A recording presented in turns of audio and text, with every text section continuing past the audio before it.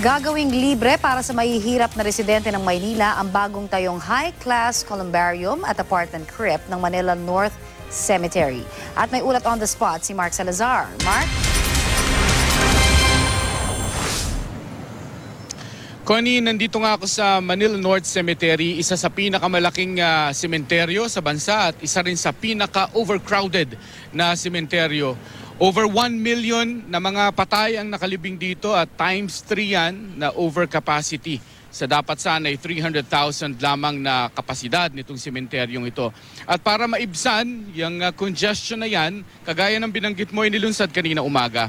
Itong 4-story apartment type columbarium, high class kung tawagin ng Manila City Hall.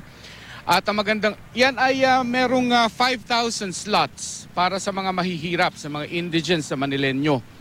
Hindi ito masyadong malaking bagay para i-decongest ang Manila North Cemetery. Pero ang magandang balita nga rito, kagaya ng binanggit mo, ito ay libre. Kailangan lamang ng mga namatayang mahirap na taga Maynila na kumuha ng Certificate of Indigency sa Social Welfare Office ng Manila City Hall.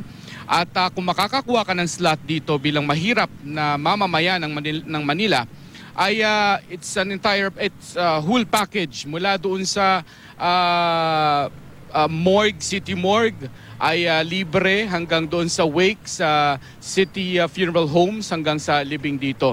Samantala, Connie, dito sa Manila City, dito sa Manila North Cemetery ay nagpapatuloy ang paghahanda para sa paparating na undas at binalita ng administrador ng North Cemetery na simula ngayon ay pwede na raw ninyong makita online sa www.manilanorthcemetery.com yung locator map at yung mga detalye tungkol sa inyong namatay mula 1974 hanggang 2015 at online na yan. Yan ay magandang advice para mapagplanuhan na ninyo ang inyong pagpunta rito, exactly where to go, dahil ito ay 54 hectares ang laki nitong North Cemetery at mainam na pagplanuhan ninyo ang inyong pagpunta rito at yan nga ay makikita na ninyo online.